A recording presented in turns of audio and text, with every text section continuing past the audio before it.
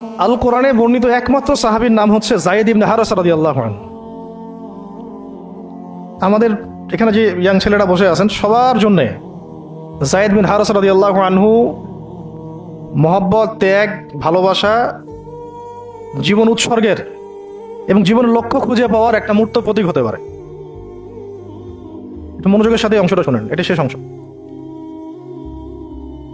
একমাত্র সাহাবী আল কোরআনে বর্ণিত যার নাম আল কোরআনে এসেছে তিনি হচ্ছেন যায়েদ বিন হারেসা রাদিয়াল্লাহু আনহু। তার বাবার নাম হারেসা। ঘটনা এমন ছিল যে ছোটবেলায় তার মা তাকে নিয়ে এক জায়গায় যাচ্ছিলেন। তো আগে তো ওই যে ডাকাতি হতো, জলদস্যুর আক্রমণ করতো না, এরকম তাঁবুর মধ্যে আক্রমণ হয়েছে এবং তার মায়ের কাছ থেকে সন্তানকে কেড়ে নিয়ে চলে গেছে। মায়ের জন্য কত কষ্টকর এটা। সন্তানের মহব্বত এটা তো বাবা মারাই বুঝবে সন্তানের প্রতি মহব্বত কাকে বলে, সন্তানকে ছেড়ে থাকার কষ্ট, এটা যারা বাবা মা হয়েছেন তারাই তো বুঝবে। তো এদিকে বাবা মা পাগল প্রায়, সন্তানকে খুঁজে পাওয়া যাচ্ছে না, আর দস্যুরা তাকে নিয়ে ওকাস বাজারে বিক্রি করে দিয়েছে। কোন বাজারে? ওকাস। এটা ছিল মক্কায় একটা বাজার, ওখানে মেলা হতো, ওকাস, ওখানে বিক্রি করে দিয়েছে। তো ঘটনাক্রমে তখন তার বয়স মাত্র কত হবে, 8 থেকে 10 বছর। ঘটনাক্রমে তাকে খরিদ করেছেন খাদিজা রাদিয়াল্লাহু আনহা। খাদিজা রাদিয়াল্লাহু আনহার আত্মীয়, খাদিজা রাদিয়াল্লাহু আনহার আত্মীয়।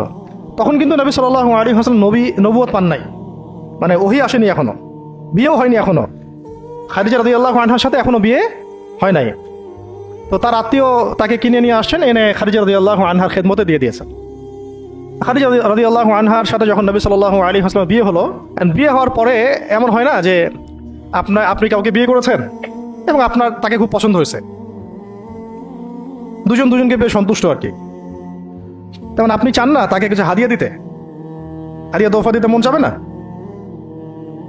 হাদিয়া দিয়ে কি আবার কেউ ফেরত নেয়? হাদিয়া তোফা দিতে তো মন চাবে। খাদিজা রাদিয়াল্লাহু আনহা হাদিয়া দিচ্ছেন নবী সাল্লাল্লাহু আলাইহি ওয়াসাল্লামকে যে হে মুহাম্মদ, আমার খুব প্রিয় একজন দাস আছে, আমার খুব প্রিয় একজন দাস আছে এবং তার চেহারা দেখে আমি বুঝতে পারি যে সে খুব বুদ্ধিমান এবং সে খুব সৎ। চেহারা দেখলে বোঝা যায় না মানুষের? চেহারা কিন্তু কথা বলে, চেহারাও কথা বলে, তবে দেখার চোখ থাকতে হবে, দেখার মতো চোখ থাকতে হবে। গুনাহের চোখ দিয়ে তো কারো চেহারা পড়ার সুযোগই নাই। যেমন আনাস রাদিয়াল্লাহু আনহু, তার জন্য নবী সাল্লাল্লাহু আলাইহি ওয়াসাল্লাম দোয়া করে দিয়েছিলেন না? তার মা দেখেই চিনে ফেলছেন যে হ্যাঁ উনি শেষ নবী, এই চেহারা কোনো মিথ্যাবাদী চেহারা না। এরকম করে কথা বলা হচ্ছে, ইয়া রাসূলুল্লাহ আমার ছেলের জন্য দোয়া করে দেন।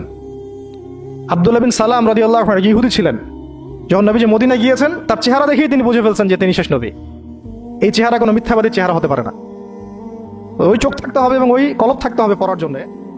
তো খাদিজা রাদিয়াল্লাহু আনহা হাদিয়া দিয়েছেন যে আমার খুব প্রিয় একজন দাস আছে, যায়েদ।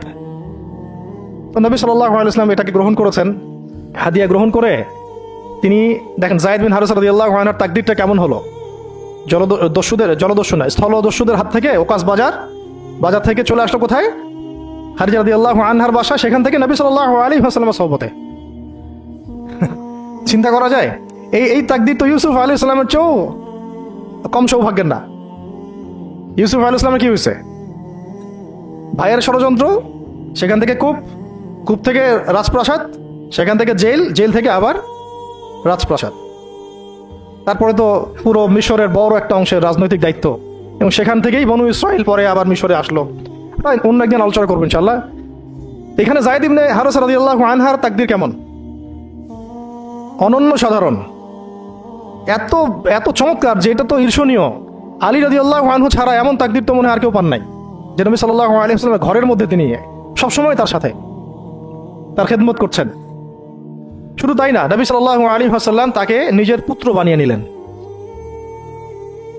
যায়েদ আমার পুত্র, যায়েদ আমার ছেলে।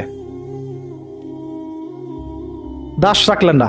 যখন তিনি যায়েদ বিন হারেসা রাদিয়াল্লাহু আনহুকে পেলেন, সবার সামনে এলান করে দিলেন যে সে আমার দাস না, ও আমার ছেলে, যায়েদ আমার ছেলে।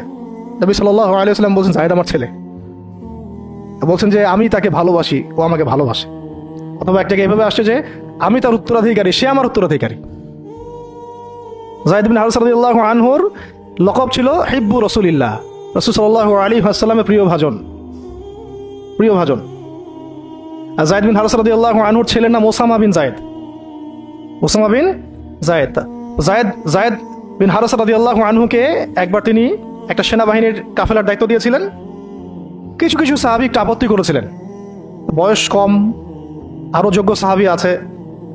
আবার ঠিক ওসামা বিন যায়েদ রাদিয়াল্লাহু আনহুকে যখন নবী সাল্লাল্লাহু আলাইহি ওয়াসাল্লাম শেষে একদম ইন্তেকালের কয়েকদিন আগে জুরফে একটা সেনাবাহিনীর দায়িত্ব দিয়ে পাঠিয়েছিলেন, তখনও কেউ কেউ আপত্তি তুলেছিল যে ওসামার বয়স কম, 19 বছর 20 বছর বয়স, আরো বড় বড় যোগ্য সাহাবী আছে।